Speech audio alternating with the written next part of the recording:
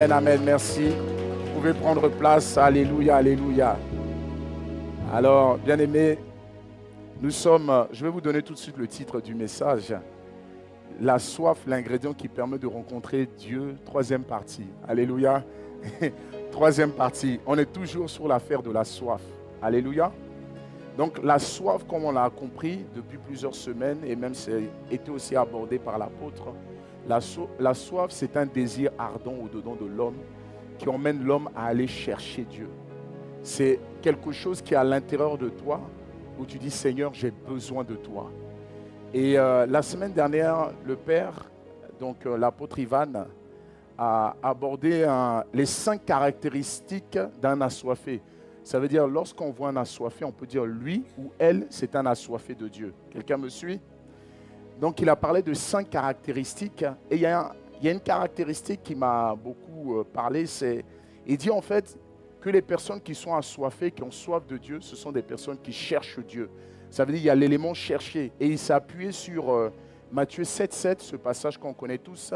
Demandez et l'on vous donnera. Cherchez et vous trouverez.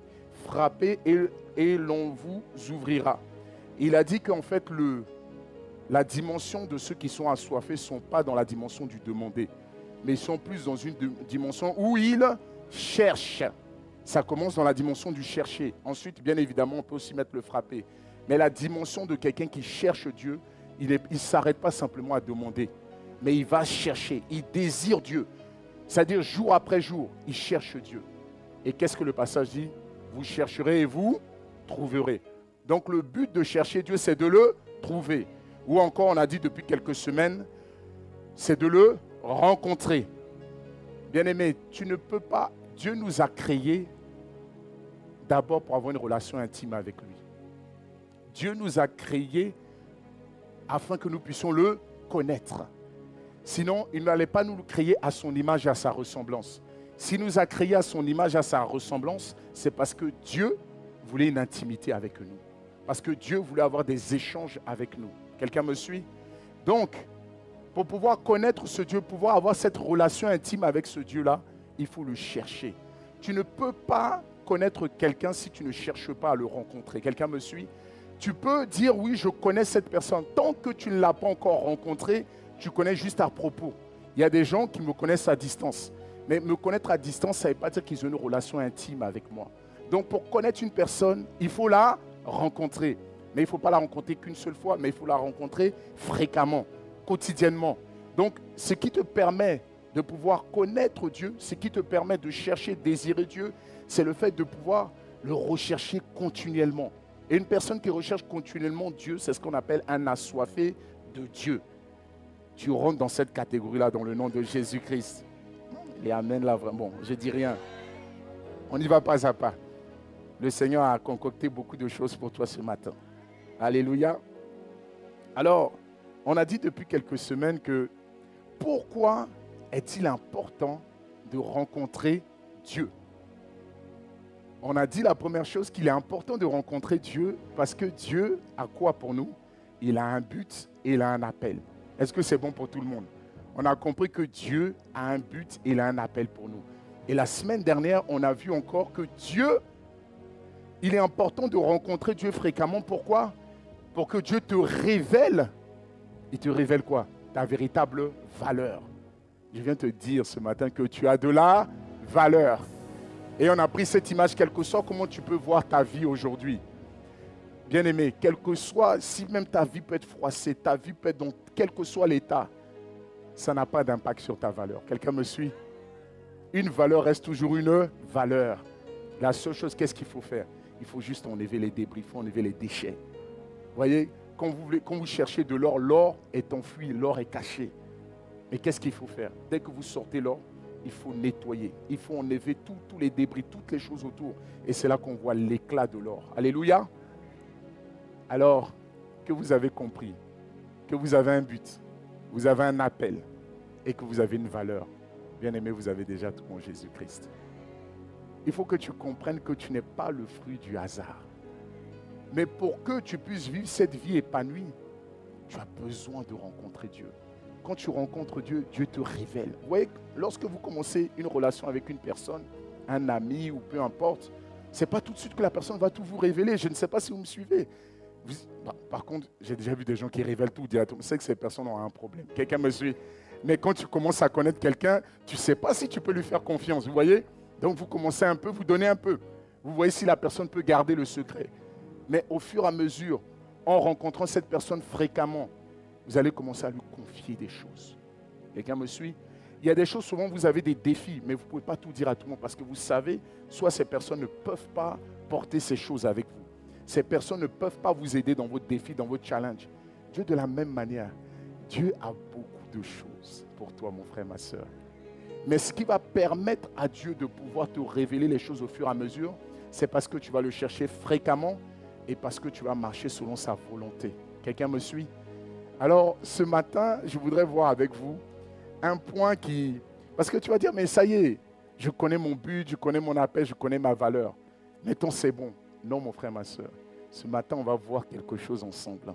Dites avec moi, troisième chose que nous allons voir. Il est important de rencontrer Dieu pour qu'il te révèle ses plans. Alléluia.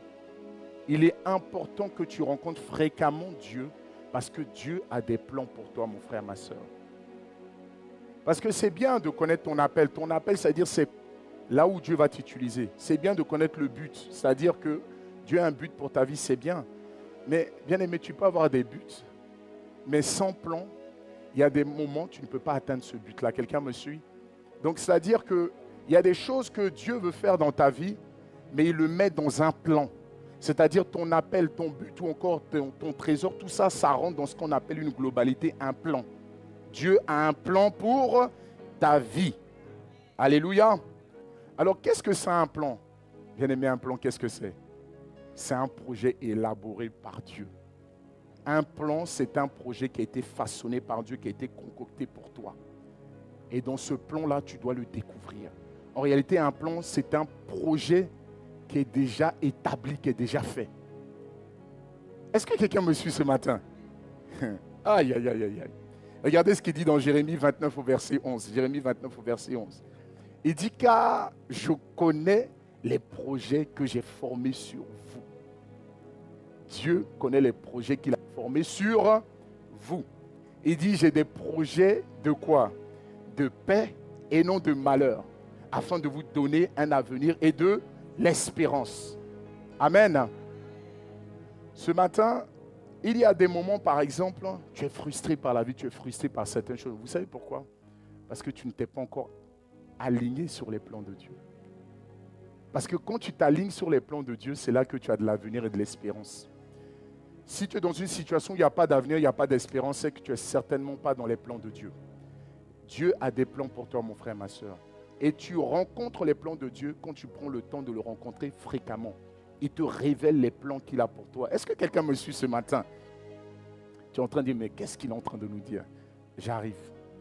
Vous savez, lorsque vous voyez, par exemple, un bâtiment comme ça, avant de pouvoir créer ce bâtiment, avant de pouvoir, il y a un plan qui a été établi. Quelqu'un me suit? Ce n'est pas les gens sont en train de construire et puis dire, peut-être qu'on va mettre une pièce ici. Non, mon frère, ma soeur, les plans sont déjà établis avant. C'est-à-dire, avant que Dieu t'envoie sur la terre, il avait déjà des plans pour toi. Et dans ces plans-là, il a mis une destinée, il a mis quoi? Un appel, il a mis un but à l'intérieur. Mais toi, tu dois découvrir le plan pour savoir utiliser la valeur que Dieu t'a donnée afin de comprendre où est-ce que tu en es au niveau de ton appel. Quelqu'un me suit? Donc, le bâtiment qui est là, il n'a pas été achevé au fur et à mesure quand les gens ils sont, ah bon, là peut-être qu'on va... Non, c'est un plan qui a été établi au préalable. Donc, il faut que tu rencontres les plans que Dieu a prévus pour toi, mon frère, ma soeur. Alléluia. Moi, je vis, il y a des bâtiments, par moments, ça fait peur. Il y a des bâtiments, on ne les a pas achevés. Vous savez pourquoi? Parce que les fondations, il y a un souci. Ça veut dire qu'il y a un souci au niveau du plan. Mais là, la Bible dit que Dieu a formé des projets pour vous. Mais des projets qui font quoi? Qui vont vous emmener de la paix. Mais il y a des projets que des personnes, moi j'ai déjà été dans certains pays, bon je vais taire les noms, les bâtiments commencent mais on ne les finit pas. Pourquoi? Parce qu'il y a un souci au niveau du plan. Quelqu'un me suit? Ou bien il y a des bâtiments et puis tout d'un coup au bout de 5 ans, il y a des fissures, il y a telle chose. Parce qu'il y a un souci au niveau des plan ou encore du plan. Mais je viens vous dire, notre Père a des plans excellents pour toi. C'est pour ça qu'il a dit qu'il a des projets de paix et non de malheur. Je poursuis encore. Lorsque quelqu'un crée une entreprise qui réussit ou une entreprise qui échoue, il y a deux choses. Si tu veux que ton entreprise réussisse, il faut un plan. Quelqu'un me suit? C'est pour ça qu'on parle d'un business plan. Quelqu'un qui fait une entreprise qui n'a pas de business plan, certainement il y a l'échec qui attend derrière. Quelqu'un me suit? Tu dis non, je vais faire une entreprise, je vais appeler tel, je vais faire... Non, il faut établir ce qu'on appelle un business plan. Sans le business plan permet de quoi? Te permet d'avoir une projection. Ça te permet de dire à telle étape, cette année peut-être, je vais toucher 10 clients. L'année d'après, vous voyez, étape après étape. C'est comme ça que tu constitues ton entreprise. Donc, le succès d'une entreprise va dépendre de son business plan. Donc, si tu avais lancé une entreprise, que tu n'avais pas de business plan, Dieu vient ce matin pour t'aider, mon frère, ma soeur, pour que tu puisses mettre en place ce qu'on appelle un business plan. Sans business plan, mon frère, ma soeur, le plan qui t'attend derrière, c'est l'échec.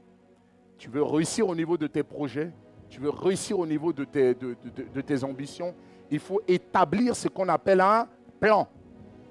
Alléluia. Par exemple, lorsqu'un avion décolle, l'avion, qu'est-ce qui se passe? Il a un plan de vol. L'avion n'arrive pas au ciel et puis dit, bon, je vais où? Non, l'avion, pour qu'il arrive à destination, parce que pour que tu arrives à destination, pour que tu rentres pleinement dans ta destinée, il faut un plan, mon frère, ma soeur.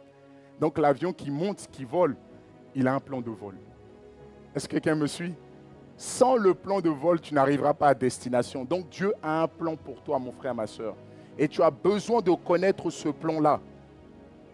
Aucun d'entre vous, vous montez dans votre voiture et puis vous ne savez pas où vous allez quand même.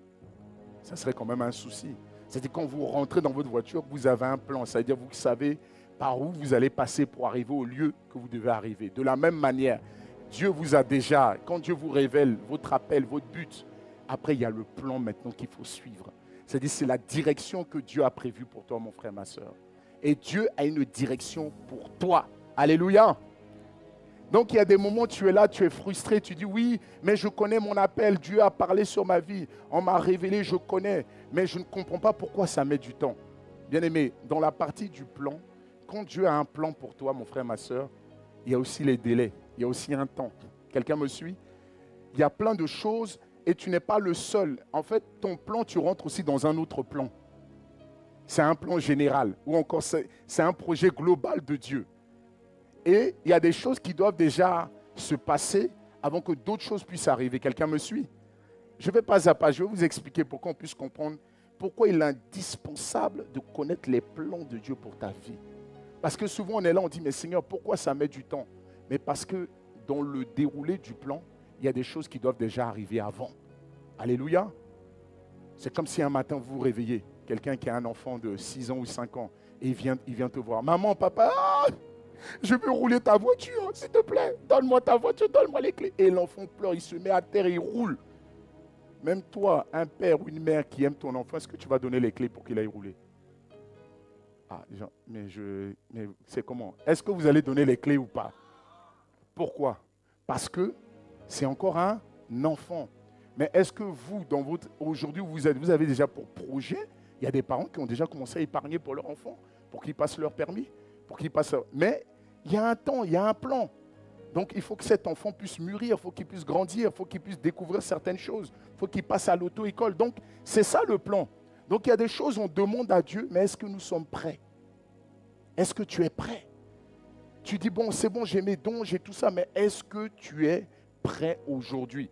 Donc ce n'est pas parce que nous pleurons devant Dieu, mais Dieu, il est en train de réaliser un plan dans ta vie. Au fur et à mesure. C'est vrai, il y a des choses qui peuvent mettre du temps. Mais je viens te dire, tu appartiens à un grand plan. Oh, je ne sais pas si quelqu'un me suit. J'ai dit, tu appartiens à un grand plan ce matin. Alléluia. Je viens te dire une chose. Dieu a déjà tout planifié dans ta vie. Tu n'es pas le fruit du hasard. Il a déjà tout planifié. Comme un chef de projet. Quand un chef de projet il est en train de réaliser, il dit, mois 1, on fait ça, mois 2, mois 3, mois 4, ainsi de suite. Bien aimé, si nous, en tant qu'hommes, nous savons faire des choses pareilles, à plus forte raison notre Père. il a déjà tout planifié dans ta vie. Ce que tu vis là, ça ne répond simplement juste à un plan. Prenez avec moi dans Éphésiens 2 au verset 10. Regardez ce que la Bible dit. Car nous sommes son ouvrage, ayant été créés en Jésus-Christ pour de bonnes œuvres, que Dieu a préparées d'avance. Ça veut dire que Dieu a déjà planifié d'avance des bonnes œuvres que tu dois réaliser, mon frère, ma soeur, afin que nous les pratiquons. Il n'y a pas de hasard. Il y a des œuvres, des choses que Dieu a déjà planifiées. Il y a des choses que Dieu a déjà programmées.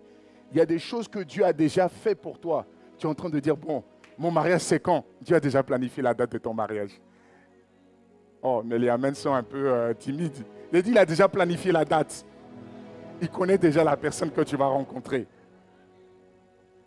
Mais maintenant, la personne que tu vas rencontrer, la semaine dernière, l'apôtre était en train de dire, ce n'est pas une affaire d'apparence. Quand tu vas rencontrer cette personne, il faut te dire, mais est-ce que cette personne rentre dans le plan de Dieu? Alléluia. C'est-à-dire que tu es là, oui, oui, non, j'aime comment il est habillé, comment il est beau, tout ça, mais est-ce que la beauté là rentre dans le plan de Dieu? Quelqu'un me suit? Parce qu'il y a des moments, il y a des choses qui ne rentrent pas dans le plan de Dieu. C'est pour ça qu'il y a des choses qui tardent. C'est pour ça qu'il y a des choses qui prennent le temps. Donc, c'est-à-dire que Dieu a déjà planifié ton mariage. Ta future entreprise est déjà planifiée, mon frère, ma soeur. Le succès est déjà planifié. Ce n'est pas le fruit du hasard. Même ton lieu d'habitation, c'est déjà planifié. Tu es en train de dire, mais je vais habiter où? Je vais faire comment? C'est déjà planifié, mon frère, ma soeur. Est-ce que quelqu'un me suit? C'est pour ça qu'il dit, ne vous inquiétez pas de ce que vous allez manger, boire, comment vous serez vêtus. Mais cherchez premièrement le royaume. Pourquoi? Parce que Dieu a déjà tout planifié. Tu es peut-être en train de vivre une situation que tu ne comprends pas. Mais je viens te dire, Dieu t'a créé. Il a dit, tu es son ouvrage. Ça veut dire que tu es sa création. Et il a dit, d'avance, il y a des bonnes œuvres qu'il a déjà préparées pour toi. Les bonnes œuvres sont déjà conçues pour toi, mon frère, ma soeur. Et il les a fait comme avant même que tu ne viennes dans ce monde-là. Est-ce que vous me suivez? Regardez, 1 Corinthiens 2 au verset 9. 1 Corinthiens 2 au verset 9. En fait, il faut savoir que ces plans que Dieu a pour toi, ce n'est pas quelqu'un qui va venir te le dire comme ça dans la rue. Non, non, non, non. C'est par révélation. C'est par révélation. Il dit, mais comme il est écrit, ce sont des choses. Il y a des choses dans ta vie que tu n'as pas idée, mon frère, ma soeur. Il y a des mystères, il y a des secrets qui sont dans ta vie que tu n'as pas idée. Il dit non, ce sont des choses que l'œil n'a point vues, que l'oreille n'a point entendues. Des choses qui ne sont point montées dans le cœur de l'homme. C'est ce que la Bible est en train de dire. Des choses que Dieu a préparées pour ceux qui l'aiment. Pour ceux qui l'aiment. Il faut aimer Dieu. Quand tu aimes Dieu, tu vas le rencontrer. Ça veut dire que ceux qui l'aiment, il a déjà préparé quelque chose d'avance pour eux. Et Dieu va faire quoi? Il va te les révéler. Alléluia. Mais pour ceux qui l'aiment, aimer Dieu, bien aimé, ce n'est pas des mots. J'expliquais, une fois j'expliquais, aimer Dieu, ce n'est pas danser pour Dieu. Aimer Dieu, ce n'est pas chanter pour Dieu. Aimer Dieu, ce n'est pas aller à l'église. Aimer Dieu, c'est d'obéir à sa parole. Parce que la Bible dit que aimer Dieu consiste à garder ses commandements. Et ses commandements sont doux et légers. Alléluia. Donc quand tu dis j'aime Dieu, c'est parce que tu obéis à sa parole. Et parce que tu le désires. Et parce que tu le cherches. Dieu avait déjà tout prévu avant même ta naissance. Oh, que quelqu'un me dise un bon amen. Ce que tu vois là, bien-aimé, Dieu avait déjà tout programmé. Dis à ton voisin, Dieu avait déjà tout programmé dans ma vie. Il y a des gens, ils aiment trop dire, oui, ah, elle c'est mon enfant, c'est ma vie. Ce n'est pas ton enfant. Dieu te l'a confié, mais bien-aimé, ce n'est pas ton enfant. Quelqu'un me suit? De vouloir t'accaparer, ce n'est pas ton enfant. Toi, tu dois juste lui donner les moyens parce que Dieu envoie chacun à son tour sur la terre. Vous voyez, par exemple, quand vous voyez l'histoire de Ésaü et Jacob, Dieu dit à la mère d'Ésaü et de Jacob que dans ton sein, il y a 2 nations. Un enfant, c'est une nation. L'enfant que vous voyez comme ça, il y a des choses glorieuses que Dieu va faire avec cet enfant-là. Donc, il ne faut pas prendre toujours l'enfant. Oui, je vais faire. Non. Seigneur, qu'est-ce que tu as prévu pour cet enfant? Quels sont les projets? Quels sont les plans? Pas les plans, vous, de vos familles, de ce que vous avez prévu. Non, il faut qu'il devienne médecin parce que mon arrière-grand-père était médecin. Ou qu'il soit agriculteur. Non, mon frère, ma soeur. Qu'il soit ce que Dieu a prévu pour lui. Pas vos ambitions personnelles pour qu'on dise, ah, mais non, son fils ou sa fille, elle a HEC. Et puis tu marches comme ça. Ça, c'est des choses des hommes. Dieu a des plans encore plus glorieux que ça. Alors tu es peut-être en train de voir ton enfant qui est en train de prendre des choix bizarres. Tu dis, mais non, mais ça, c'est pas... Bien, mais c'est peut-être là-bas que Dieu l'attend. Alléluia. Donc il faut demander à Dieu la direction. Il faut dire, Seigneur, où est-ce que mon enfant va être? Mais dès que quelqu'un, il faut qu'il fasse une fac de médecine. Dès qu'il n'est pas dedans, ah, mais quand je vois les enfants de tel et toi, mon frère, ma soeur, Dieu a des plans glorieux pour ton enfant. Dieu a des projets pour ton enfant. Peut-être que tu vois, quand tu vois son cœur, tu vas voir ses habitudes. Où est-ce que l'enfant, il y a des choses que l'enfant aime bien. En fait, Dieu est en train de te donner des idées, mon frère, ma soeur. À toi maintenant de demander à Dieu, bon, comment est-ce que je peux aider mon enfant à rentrer pleinement dans son appel, à rentrer pleinement dans ce que Dieu a prévu pour cet enfant-là. Alléluia. Avant que... Regardez ce que Dieu dit dans Jérémie 1, verset 5. Vous connaissez tous ce passage. On aime bien citer ce passage, Jérémie 1, verset 5. Il dit, avant que je t'eusse formé dans le ventre de ta mère, je te connaissais. Ça veut dire qu'avant que ton père rencontre ta maman et puis se fasse le premier bisou, Dieu te connaissait déjà. Est-ce que quelqu'un me suit? J'ai dit, Dieu te connaissait même avant que tes parents se rencontrent. Il te connaissait déjà. Sois conscient de ça. Et il dit, avant que tu fusses sorti de son sein, je t'avais consacré et je t'avais établi prophète des nations. Ça veut dire que Dieu avait déjà des projets pour toi, mon frère, ma soeur. Donc ne dis pas, non, mais ce que je vis là, c'est parce que je suis né dans une famille, on est pauvre. Il y a mon frère, ma soeur, tu peux même naître dans une famille pauvre. Ça ne bloquera jamais les projets de Dieu dans ta vie, mon frère, ma soeur. Alléluia. Tu peux même vivre dans une famille où il n'y a pas de père, où il n'y a pas de mère, où il n'y a pas de parents, peu importe. Ça n'anéantira jamais les projets de Dieu pour toi. Parce que Dieu dit, je te connaissais déjà et je t'avais déjà établi. Dieu t'a déjà établi, mon frère, ma soeur. Maintenant, qu'est-ce qui se passe? Toi, tu dois découvrir les projets que Dieu a pour toi. Tu dois découvrir les plans que Dieu a pour toi. On y va ensemble dans Galates 1, verset 5. Regardez ce que Galates 1, verset 5 dit.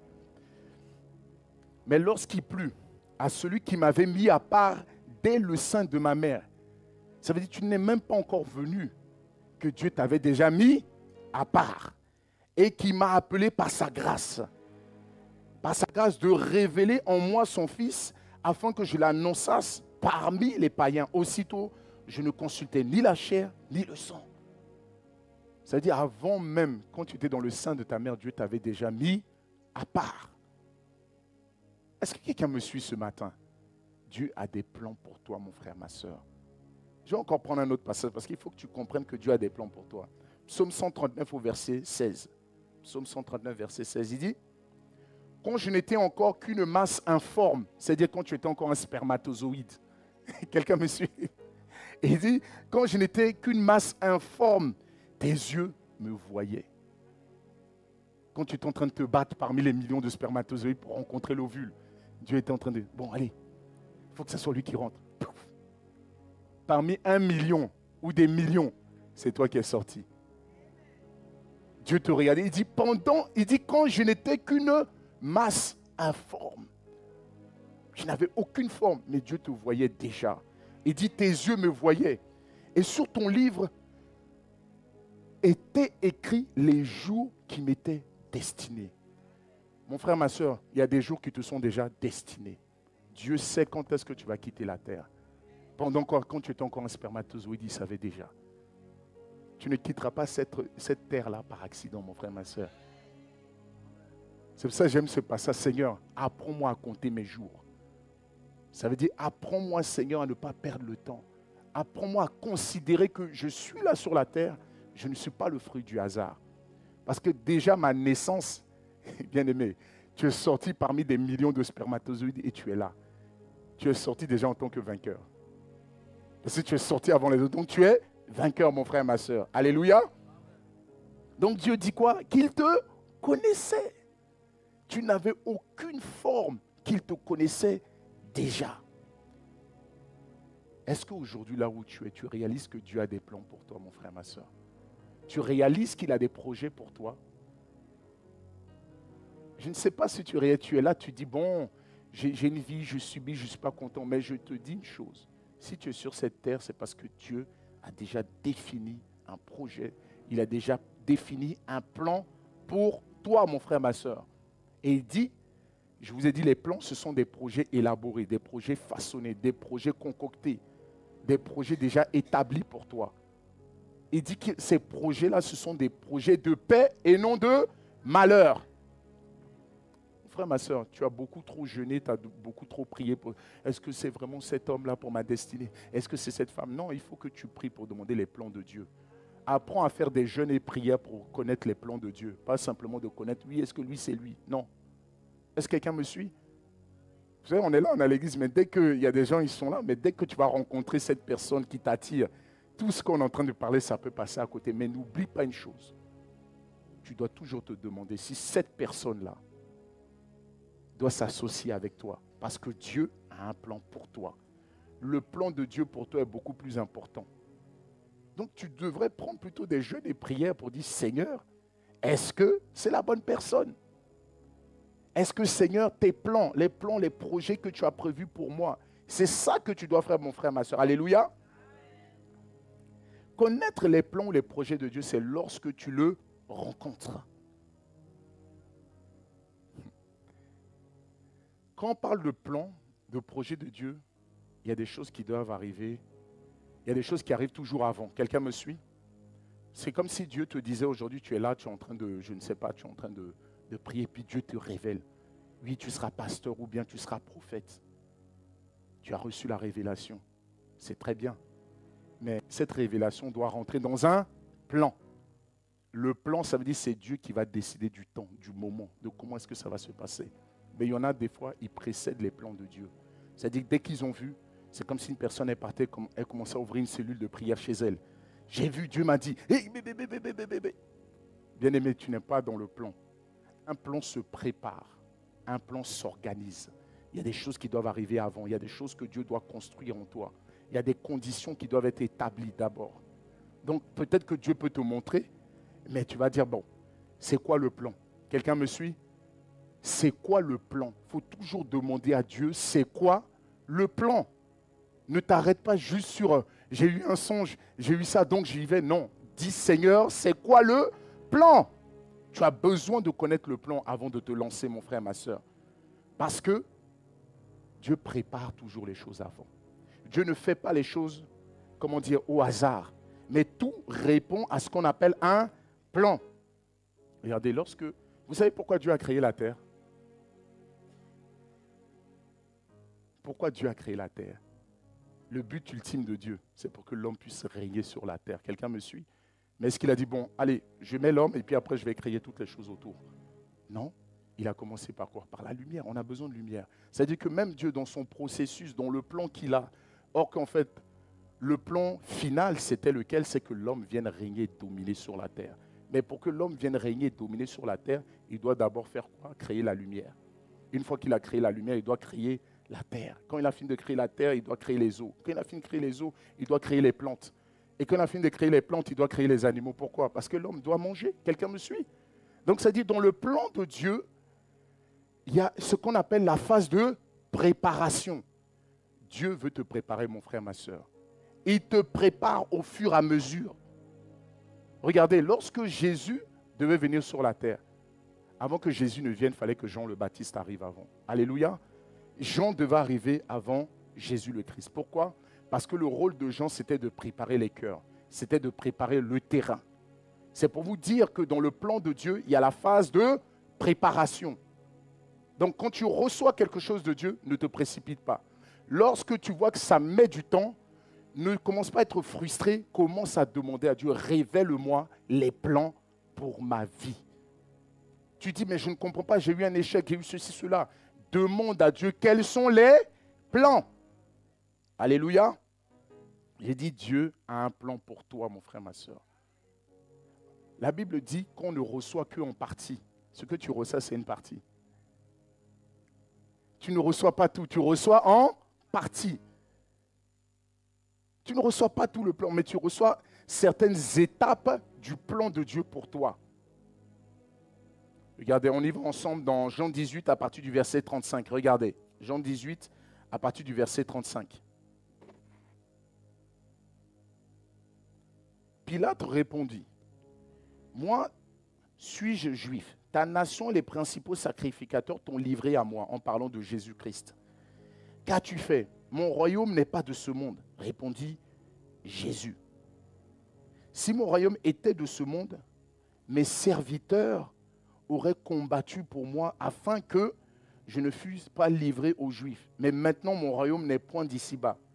Pilate lui dit, tu es donc roi? Jésus répondit, tu le dis, je suis roi. Je suis né et je suis venu dans le monde pour rendre témoignage à la vérité. Quiconque est de la vérité, écoute ma voix. Alléluia. Donc Jésus est en train de dire quoi à Pilate? Il est en train de lui dire, je suis roi. Jésus est venu dans ce monde en tant que roi. Et il dit, je suis venu, je suis né et je suis venu dans le monde. Pourquoi est-ce qu'il est venu? Il dit, pour rendre témoignage à la vérité. Quiconque est de la vérité, écoute ma voix. Donc, il est venu sur la terre en tant que roi. Mais regardez dans Jean 6, à partir du verset 14. Jean 6, à partir du verset 14. Il dit, ces gens, ayant vu le miracle que Jésus avait fait, disaient, celui-ci est vraiment le prophète qui doit venir dans le monde. Ça veut dire qu'ils ont reconnu, c'est celui-là qui devait venir. Et regardez ce qu'ils disent. Ils disent, Jésus, sachant qu'ils allaient venir l'enlever pour le faire roi, il se retira de nouveau sur la montagne, lui seul. Ça veut dire que les hommes avaient voulu, les personnes, les Juifs voulaient faire de Jésus un roi. Mais Jésus a fait quoi? Il s'est retiré. Il y a des gens qui vont venir pour vouloir vous installer. Non, non, il faut demander le plan de Dieu. Parce que le plan de Dieu, à un moment, il a un temps. Il y a un moment clé pour Dieu. Ne te précipite pas. Il y a aussi un temps de la visibilité. Peut-être aujourd'hui, personne ne te voit, mais il y a un temps où les gens te verront, mon frère, ma soeur. Mais il y a des gens qui voudront précipiter les choses. Je suis dans la phase de préparation. Les gens voulaient prendre Jésus pour faire quoi? Pour faire de lui un roi. Pourtant, il dit, je suis venu dans ce monde-là en tant que roi. Mais il le savait. Mais bien aimé, ce n'était pas encore le plan de Dieu pour lui. Il y a des gens qui vont venir, ah, je vois sur ta vie, tu as un grand appel, maintenant suis-moi. Mon frère, ma soeur, va chez toi tranquillement, assieds-toi, prie. Cherche Dieu. Parce qu'il y a beaucoup de gens qui ont des plans pour toi, mais ce n'est peut-être pas les plans de Dieu. Alléluia. Moi, j'ai rencontré beaucoup de gens qui ont beaucoup de plans pour moi. Tu vois, je vois un grand appel. Oui, dis encore. Un grand appel, oui, mais c'est quoi l'appel?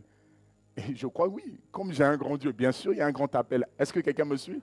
Je dis oui, il y a un grand appel sur ma vie. Comme sur la tienne, il y a un grand appel, mon frère, ma soeur. Non, mais la personne ne te dit rien. Elle te dit juste, Dieu a un but pour ta vie. Mais c'est normal. Toute créature, toute création a un but, mon frère, ma soeur. Non, tu as un grand appel. Oui, c'est normal. Dieu a des plans pour toi. Oui, c'est normal. Il faut que la personne vous donne des éléments de ce plan-là. Quelqu'un me suit? Non, il m'a dit qu'il a des plans pour moi, Dieu. Oui, mais quels sont ces plans-là? Est-ce que quelqu'un me suit? Il y en a, ils font par déduction. Quand quelqu'un il parle bien, Dieu a des plans. Tu vas parler aux nations. Est-ce que quelqu'un me suit? Donc ce sont des déductions que les gens sont en train de faire. Mais est-ce qu'il a vraiment reçu de Dieu? Mon frère, ma soeur, prends le temps. Dis, Seigneur, prépare-moi dans le secret. Le temps de ta visibilité, le temps de ta manifestation, c'est lorsque Dieu va te prendre lui-même. Ne laisse personne te prendre pour t'emmener dans des choses, mon frère, ma soeur. Jésus, les hommes avaient voulu prendre Jésus pour le faire roi. Il y a des gens qui voudront te prendre pour faire de toi le chef d'ici, le patron de là, le boss par-ci. Mon frère, ma soeur, tu ne bougeras que simplement lorsque c'est dans le plan de Dieu. Ne bouge pas parce que quelqu'un est venu te dire, oui, j'ai un plan pour toi. Bien-aimé, si tu existes, c'est qu'il y a forcément un plan, mon frère, ma soeur. Alléluia. Même la chaise sur laquelle tu es assise, elle a aussi un plan. C'est quoi son plan? C'est pour qu'on s'asseye dessus. Quelqu'un m'assoit? Quelqu'un me suit? Quelqu'un m'assoit? Oh mon Dieu. C'était pour te réveiller un peu parce que je vois certains. Je suis en train de parler du plan de Dieu pour ta vie, mon frère, ma soeur. Tu as un plan qui est glorieux. Et Dieu doit te révéler, il va te révéler ce plan. Comment? Parce que tu vas aller le chercher. Ne crois pas que ton plan, ça se limite juste, bon, j'ai fait des études, j'ai fait telle chose, et donc voilà, c'est là-bas que je dois être. Non, mon frère, ma soeur. Moi, je me souviens quand j'ai fini mes études, j'ai dit, ah, je sors d'une grande école, c'est bon. Toutes les entreprises sont à ma porte, mais vous parlez. Ce n'était pas le plan de Dieu. J'ai connu des moments où c'était compliqué. Est-ce que quelqu'un me suit? Mais ce plan-là par lequel Dieu m'a fait passer, ça s'appelait l'humilité. Frère, ma soeur, il y a des moments, il y a des plans d'humilité que Dieu va te faire passer. Quand tu as fini, on dit, allez, passe de l'autre côté. Il y a des plans de douceur. Allez, passe de l'autre côté. Je me souviens, il y avait une sœur comme ça à l'église. Elle était avec un chef comme ça. Ah, c'était compliqué. Le chef, son chef lui faisait subir des choses. Elle en avait marre, elle voulait quitter l'entreprise. Elle a fait des veillées. Même les 21 jours, elle mettait son chef. Seigneur, je mets mon chef. Seigneur, incline son cœur. Mais même les 21 jours sont finis. On a l'impression que même c'était encore pire. Même le chef dit, ah, mais Seigneur, est-ce que tu entends ma prière? Est-ce que tu écoutes ma prière? Quelqu'un me suit? Il y a des moments dans ta vie, Dieu va te mettre des personnes au-dessus de toi. Peut-être qu'ils n'auront pas toutes les compétences, tout. Mais Dieu va travailler l'humilité dans ta vie. Tant que tu n'auras pas travaillé ça, Dieu ne pourra pas te faire passer à un niveau supérieur. Pourquoi? Parce que si tu montes sans humilité, tu vas tomber très rapidement, mon frère, ma soeur. Quelqu'un me suit? Et donc cette soeur, elle était là, elle se dit, mais je prie, je fais ci. Un jour, pendant qu'elle prie, Dieu lui révèle, tu es orgueilleuse. Quand ton patron te parle, tu dis, oui, c'est moi qui ai fait ça, c'est moi. Vous savez ce qui s'est passé? Elle a envoyé au moins, elle m'a expliqué au moins plus d'une centaine de CV. Si au moins on pouvait faire au moins une réponse, votre profil, aucune réponse. Parce qu'elle voulait s'enfuir de l'entreprise. Or que Dieu voulait qu'elle reste là pour passer cette épreuve-là. Quelqu'un me suit? Il y a des choses que tu es en train de passer actuellement, ça fait partie du plan de Dieu. Quelqu'un me suit? Il y a un plan que Dieu a pour toi et que tu dois passer par ce plan-là. Tant que tu ne passes pas par ce plan-là, tu vas rester dedans. Mais comment est-ce que tu vas savoir ça? Quand tu vas aller dans sa présence, Dieu va te révéler. Il lui a montré à cette sœur-là, il a dit, tu es orgueilleuse. Parce que regarde comment tu es, quand ton patron... Parce que ça faisait longtemps qu'elle était dans cette entreprise et qu'elle maîtrisait les choses. Donc, elle était arrivée à un niveau où on ne pouvait plus lui parler. L'orgueil avait pris possession d'elle. Lorsqu'elle a compris ça, elle s'est repentie, elle a demandé pardon à Dieu. Vous savez, ce qui est bizarre avec Dieu. Tous les CV qu'elle envoie bizarrement, tous ils ont commencé à appeler derrière. Pourquoi? Parce qu'il fallait qu'elle passe par cette étape dans le plan de Dieu qu'on appelait l'humilité. Alléluia. Il y a des choses dans lesquelles tu es en train de persister. Il y a des convictions que tu as, il y a des choses que tu crois. Il y en a, ils ont des plans, ils sont assis là. Ah, mais moi, je suis à 25 ans, j'aurai ça, une voiture, une maison, je travaillerai là, j'aurai des enfants, je vais habiter dans tel endroit. Vis encore, mon frère, ma soeur. Est-ce que quelqu'un me suit? Tu ne connais pas les plans de Dieu. Mais je viens te dire quand même pour que tu te rassures, Dieu a des plans pour toi. Même si les choses sont bloquées, même si tu ne les vois pas, Dieu a des plans pour toi, mon frère, ma soeur. Mais peut-être que là, tu es dans une étape dans laquelle tu es en train de passer, où tu dois vivre ce qu'on appelle l'humilité, par exemple. Alléluia, est-ce que quelqu'un me suit? Lorsque Jésus vient sur la terre, c'est pourquoi certains vont dire non, Jésus est venu sur la terre pour nous sauver. Pour que Jésus vienne sur la terre pour nous sauver, c'était une étape du plan de Dieu. Est-ce que quelqu'un me suit? Quel était le plan final ou l'ultime but de Dieu pour que Jésus vienne sur la terre? Certains disent non, il fallait qu'il vienne. Pourquoi? Pour nos péchés. Les amis, ce n'est pas le but ultime de Dieu. Pour la venue de Jésus sur la terre, ce n'était pas le but ultime. Vous savez, c'était quoi le but ultime? C'est pour que le Saint-Esprit revienne habiter en l'homme. Mais quand Jésus est passé à la croix, c'était juste une étape du plan final. Alléluia. Donc ça veut dire que le fait même que Jésus vienne sur la terre, c'est une partie du plan. L'ultime but même de Dieu, c'est que tu aies le Saint-Esprit qui habite en toi. Mais pour que le Saint-Esprit habite en toi, il fallait que Jésus fasse quoi? Il fallait qu'il donne sa vie, que le sang coule. Pourquoi quand le sang coule? C'est le sang qui emmène le pardon. Quelqu'un me suit? Et le sang fait quoi? Le sang te purifie. Et quand le sang est pur, là, la présence de Dieu peut venir habiter en toi. Le but ultime, c'était ça. Mais dans le plan de Dieu, il fallait qu'il fasse quoi? Il fallait que Jean-Baptiste vienne avant. Quand Jean-Baptiste est venu, il fallait que Jésus soit, comment dire, il fallait que Jésus passe à la croix. Quand il a fini la croix, pourquoi? Pour que la finalité, la Bible dit qu'il envoie le Saint-Esprit. C'est pour ça que lorsque tu es là, tu dois chercher, désirer le Saint-Esprit. Il y a des gens qui cherchent Jésus. Jésus, il est assis à la droite du Père. Celui qui est avec toi ici, c'est l'Esprit de Dieu. Tu dois connaître l'Esprit. C'est pour ça qu'il dit que l'amour de Dieu le Père, la grâce de notre Seigneur Jésus et la communion du Saint-Esprit, ça veut dire quoi? La relation, la communication, l'échange, le partage, c'est avec qui? Le Saint-Esprit. Jésus est assis, c'est pour ça qu'il a dit, si moi je reste avec vous, ça ne sert à rien. Mais il faut que quoi? Le Saint-Esprit vienne. Et quand le Saint-Esprit sera venu, c'est là que vous pourrez faire quoi? Suivre les plans de Dieu dans votre vie. Est-ce que quelqu'un me suit? Donc même la venue de Jésus, le but ultime de Jésus-Christ, c'était pour que le Saint-Esprit vienne habiter en nous. Ce n'était pas que simplement qu'il passe à la croix, que le sang coule, c'était pour le pardon. Quelqu'un me suit? Tout ce qui s'est passé dans la vie de Jésus répondait à un plan. Moi, je me suis dit, mais je me posais la question ce matin, je dis, mais pourquoi Jésus n'est pas mort directement en fait? Vous n'avez jamais posé la question? Pourquoi on ne l'a pas, quelqu'un dit, bon, allez, tuez-le. On met le coup de couteau, et puis il est mort. Mais parce que ça devait répondre à un plan. Et quel était le plan? Mais je dis, mais pourquoi on l'a fouetté? Pourquoi, comment dire, pourquoi on l'a frappé? Pourquoi on lui a craché dessus? Pourquoi toutes ces choses, il les a vécues? On aurait pu le tuer directement et c'était fini. Mais dans le plan de Dieu, on devait fouetter Jésus-Christ. Vous savez pourquoi?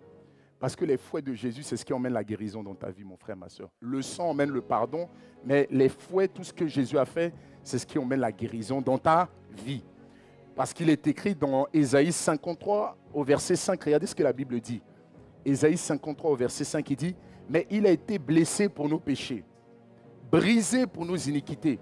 Le châtiment qui nous donne la paix est tombé sur lui. » Et regardez, et c'est par ses meurtrissures, ça veut dire que les coups qu'il a pris, c'est par ça que tu es guéri. Quelqu'un me suit? Le sang emmène le pardon, mais tous les coups qu'il a pris, c'est pour que tu aies ta guérison, mon frère, ma soeur. Donc quand tu es là, tu sens qu'il y a des maladies, il y a des choses. Appuie-toi sur les meurtrissures de Jésus-Christ. Quelqu'un me suit? Donc dans le plan de Dieu, il fallait qu'on le fouette. C'était obligatoire. Parce que lorsqu'on le fouette, en réalité, c'était ta guérison qui était cachée derrière. Mais le sang qui a coulé, c'était le pardon. Sans effusion de sang, il n'y a pas de pardon. Mais le pardon, ce n'est pas la guérison. La guérison, c'est par la meurtrissure. C'est les coups de fouet. Quand on fouettait Jésus, on l'a fouetté dans le dos. Tu dis, quand on le fouette dans le dos, c'est là que Jésus porte tes maladies. Et donc, tu peux présenter le dos. Tu dis, on a fouetté Jésus au niveau de son dos. Parce que dans le plan de Dieu, c'était par rapport à ça. Donc, le plan de Dieu dans ta vie, bien aimé, tu peux voir juste une partie, mais c'est beaucoup plus que ça. Le but ultime de Jésus, ce n'était pas qu'il prenne des coups de fouet. Ça faisait partie du plan. Mais le but ultime, c'est que le Saint-Esprit revienne en l'homme. C'est que la présence de Dieu revienne habiter en l'homme. Cette présence que l'homme avait perdue dans le jardin, il fallait que la présence de Dieu revienne en l'homme. Alléluia. Regardez, est-ce que quelqu'un connaît l'histoire de Joseph, ce jeune garçon, dans sa famille? Joseph, son père, l'aimait tellement. C'était l'enfant préféré. Son père lui avait fait une tenue. Qu'est-ce qui s'est passé? Joseph faisait des songes. J'étais avec moi, il faisait des songes. Et dans ces songes, il avait des songes très bizarres. Lui aussi, mon frère, ma soeur, s'il y a des songes, tu vois tes frères et soeurs s'inclinent, ne va pas leur raconter. Parce que la Bible dit, ses frères avaient la haine contre lui. Et dans ses songes, il voyait ses frères venir s'incliner devant lui comme ça. Si tu vas voir, mais je priais l'autre fois, je t'ai vu venir, tu t'es mis à genoux, tu vas dire ça à ton frère. Frère, ma soeur dit, tu es devenu comme Joseph, il va te dire. Quelqu'un me suit? Donc il y a des songes, il faut les garder pour toi, mon frère, ma soeur. Alléluia. Donc, qu'est-ce que Dieu a fait? Ça, il n'a vu qu'une partie du plan. Quelqu'un me suit? Ce n'était pas le but ultime de Dieu, c'était une partie du plan. Mais il y avait beaucoup plus que ça, mon frère, ma soeur. Donc lui, mais maintenant je me suis dit, Joseph, qu'est-ce qui s'est passé pour Joseph? Celui qui a fait ce songe glorieux, c'est celui qui est parti en tant qu'esclave. Il est parti en tant que prisonnier. On l'a mis dans un puits. Bien aimé, il a vécu plein de choses. Mais tu dis, mais pourtant j'ai vu, Dieu m'a montré. pourquoi je vis ce que je vis? Bien-aimé, tu es dans un glorieux plan. Et ce plan-là, ce n'est pas que pour toi. Il y en a plusieurs qui seront bénis au travers de ce plan que Dieu est en train de prévoir pour toi. Et moi, je me suis dit, mais pourquoi Dieu a permis ça? Vous savez, heureusement que Dieu a permis, Dieu a mis un peu de colère dans le cœur de ces frères-là qui l'ont vendu. Parce que vous savez quoi? Jacob, Israël, n'aurait jamais laissé son fils partir. Il aimait tellement cet enfant-là. Donc Dieu, il y a des choses que vous aimez, ils vont quitter vos vies parce que vous ne comprenez pas. Et vous allez être là. Je viens vous dire prophétiquement, mais ce n'est pas un malheur. Hein. Il y a des choses qui vont vous quitter, vous allez pleurer. Vous ne comprenez pas. Parce qu'il y a des choses, vous les gardez. Parce que Dieu a un plan. Et le plan est beaucoup plus important que ce que vous aimez, vous. Quelqu'un me suit? Alors lui, il aimait cet enfant. Mais si Dieu venait le voir et lui disait, Israël, oui, ton fils, il faut le... À jamais. Est-ce que quelqu'un me suit? Parce que quand on a dit à son père que ton fils, il est parti, il était comme un homme qui était mort. Est-ce que vous me suivez? Donc le plan de Dieu, Dieu a dit non, cet enfant, il va disparaître. Parce que lui, il ne laissera jamais partir cet enfant-là. Il y a des choses que tu ne veux pas laisser partir dans ta vie, mon frère, ma soeur. Il est mieux que toi-même, tu t'en débarrasses, parce que quand Dieu le fait, mon frère, ma soeur, je suis en train de parler à quelqu'un, il y a des choses, si tu ne veux pas les laisser, c'est Dieu qui va les faire partir de ta vie. Est-ce que quelqu'un me suit? Il est mieux que ce soit toi-même. Au moins ton âme et conscience. Parce que quand tu es parti prier, Dieu t'a montré les projets, toi-même tu les laisses partir. Mais vous pensez vraiment que Jacob ou encore Israël allait laisser partir Joseph, cet enfant qu'il aimait tant? Dieu a dit non, c'est lui que je vais me servir, mais son père là, jamais il va laisser cet enfant partir. Il y a des choses que tu ne vas jamais laisser partir, je viens t'annoncer. Donc dans la semaine, si tu dis, ah, il y a des trucs qui sont partis, mon frère, ma soeur, toi-même commence à dire ça, je laisse. Si c'est peut-être qu'il y a des sorties, il y a des choses que tu tenais, laisse ces choses-là, mon frère, ma soeur. Parce que les plans de Dieu sont beaucoup plus précieux que ce que tu es en train de vivre. Alléluia. Donc lui, qu'est-ce qui se passe? Lui, après avoir fini de faire ce rêve, il est parti en tant qu'esclave. D'esclave, il est parti en prison. Et quelques années plus tard, est-ce que quelqu'un me suit? Quelques années plus tard, le songe qu'il avait fait depuis des années, les mêmes frères qu'il avait vendus sont venus devant lui pour dire, parce qu'il y avait une grande famine. Quelqu'un me suit? Il y avait une grande famine dans le pays. Et il n'y avait qu'en Égypte qui avait quoi? Qui avait de quoi se nourrir. Mais Dieu avait déjà envoyé en avance Joseph. Parce que le plan réel de Dieu, vous savez c'était lequel? Ce n'était même pas lié à Joseph, ni même à Jacob, mais c'était le peuple de Dieu, la promesse que Dieu avait faite à Abraham. Et c'était ça qui était le plus... Donc Dieu se sert des personnes pour gérer lui-même ses propres projets. Et donc c'était quoi? C'était pour épargner le peuple de Dieu. C'était ça le projet de Dieu. Donc en réalité, tu es là, mais tu appartiens à un grand plan. Dieu a un plan global. Et chacun doit jouer son rôle. Et lui ne savait pas. Et lui, c'est quand ses frères se sont prosternés devant lui. La Bible dit, si vous pouvez trouver le passage, je ne vous l'ai pas donné, il s'est souvenu à ce moment-là de ce songe où il a vu ses frères se prosterner. Et c'est là, il a dit, en fait, il a compris quelque chose. Il aurait pu avoir la haine contre ses frères. Mais il a dit, ah, donc en réalité, Dieu m'avait déjà envoyé en avance. Parce qu'il savait qu'une famine allait venir. Parce que là, il a commencé à comprendre le projet de Dieu pour sa vie. Mais il ne s'est pas arrêté en disant, parce que certains vont voir, oh, tu es en train de parler à des gens. Bien aimé, ce n'est pas toi qui es au centre du plan de Dieu. Celui qui est au centre du plan de Dieu, c'est Dieu lui-même. Donc le plan de Dieu, ce n'était pas juste simplement que Joseph vienne et ses frères se mettent à genoux devant lui. Non. Ce qui était le plus important, c'est que le peuple de Dieu puisse fuir la crise. Est-ce que quelqu'un me suit? Donc, les plans de Dieu, mon frère, ma soeur, tu es dans un plan, dans un autre plan. Et tu dois faire partie de ce plan-là. Alléluia. Et dans ce plan de Dieu, vous allez voir que comment est-ce que Dieu fait ce plan-là? Dieu l'emmène où? Il l'emmène chez Potiphar. Qui est Potiphar? Potiphar, c'était le chef des gardes. De qui? De Pharaon. C'est-à-dire que lorsque quelqu'un, dès qu'un ministre était corrompu, je ne sais pas si vous en connaissez, ou des députés corrompus, Pharaon prenait ces personnes, il les mettait dans sa prison. C'est-à-dire que Pharaon avait une prison qui était spéciale pour ces corrompus-là. Et la Bible dit, vous savez où était la prison? Elle était dans la maison de Potiphar. C'est-à-dire qu'au sous-sol, c'est là que le Pharaon mettait ses prisonniers. Mais qu'est-ce que Dieu a fait? Dieu a permis, c'est-à-dire que le fait que Joseph se retrouve en prison faisait encore partie du plan de Dieu. Il y a des situations dans ta vie, ça faisait partie du plan de Dieu. Pourquoi? Parce que pour que Joseph puisse rencontrer Pharaon, il fallait qu'il rencontre un des prisonniers de Pharaon. Les prisonniers de Pharaon, c'était ses ministres, ses députés. Et celui qui a parlé de Joseph en disant « Je connais quelqu'un en prison qui interprète les rêves », vous savez c'était qui? C'était quelqu'un qui faisait partie du protocole de Pharaon. Quelqu'un me suit? C'est que même des personnes peuvent servir des personnes même qui sont à la navette, même au protocole. Pourquoi? Parce qu'au protocole, il est celui qui parlait à l'oreille de Pharaon. Il était celui qui connaissait Pharaon, il était celui qui écoutait tout. Et donc, il fallait que Joseph rencontre cette personne en prison. Et c'est parce que Joseph l'a rencontré en prison, et le jour que Dieu a décidé lui-même, 2 ans après, qu'est-ce qui s'est passé? Il a dit non.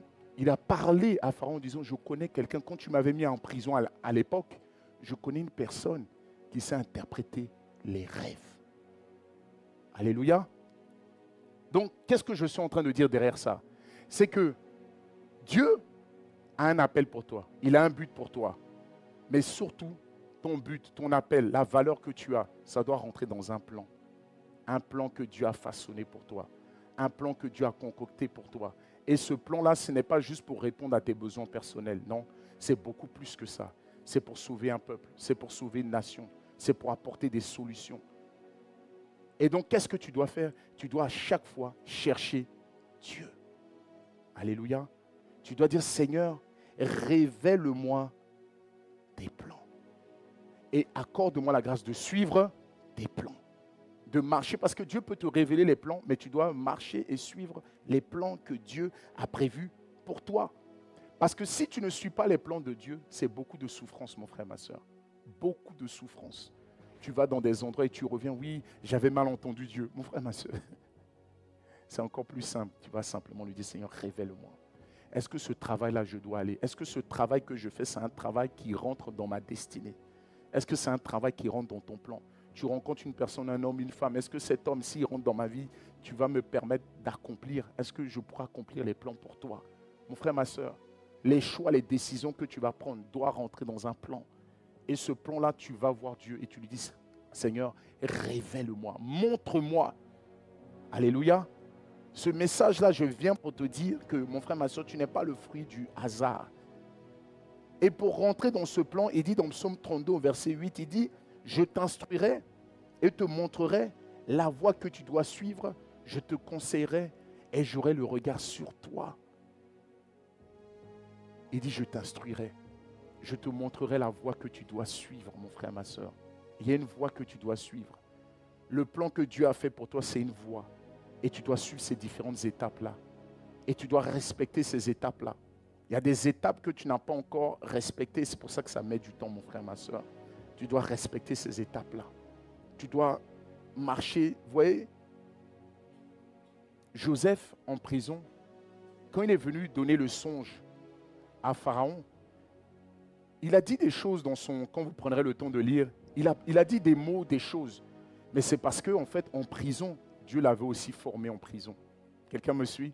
En prison, il côtoyait les ministres. En prison, il côtoyait les députés. C'est ce qui a qualifié Joseph de pouvoir travailler auprès de Pharaon, mon frère, ma soeur. Il y a des choses qui vont se passer dans ta vie, mais je viens te dire, mon frère, ma soeur, tu appartiens à un plan. Alléluia. Tu appartiens à un plan. Est-ce qu'on peut acclamer le Seigneur ce matin?